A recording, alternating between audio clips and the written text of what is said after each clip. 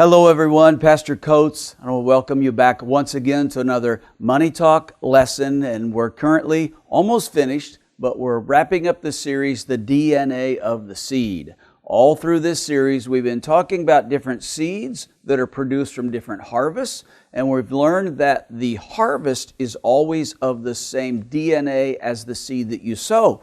So if you know what you want as a harvest, you have to select the appropriate seed that you're going to sow.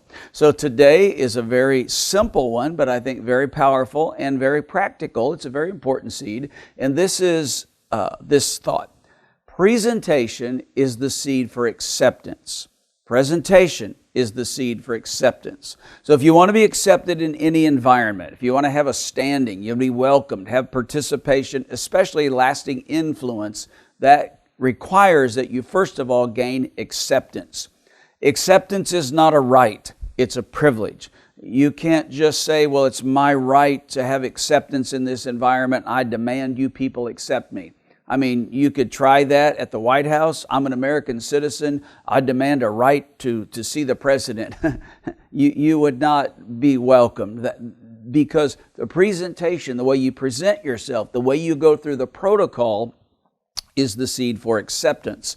Acceptance is the beginning of a relationship that will lead to lasting influence in that relationship.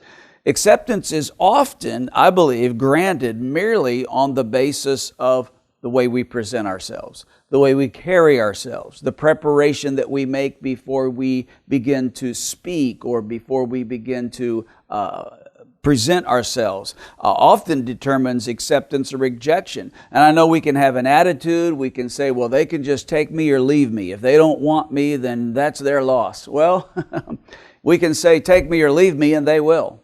Most likely they will leave us. And I know that the culture is much different today. However, presentation is often as simple as the way you dress. Now, I obviously recognize that dress can take many different styles, and it's not a particular style that I'm talking about because style is always different from person to person. But one thing is essential. You must present yourself with excellence. The way you present yourself, the way that you speak. It's not just the words that you say, but how you say them and how prepared you are in your presentation. I know it's not just the words that you speak, but it's the way that you present them. I know of someone, I'll just share this as an illustration, that was given access into a very, very important environment. You don't know who the person is I'm talking about, so obviously this is not a personal thing. There was great opportunity for this person in this environment to really make a great significant difference. However, from the very beginning, the first impression was not presented in a way that gave the person great acceptance and great longevity in that environment. And that's very unfortunate.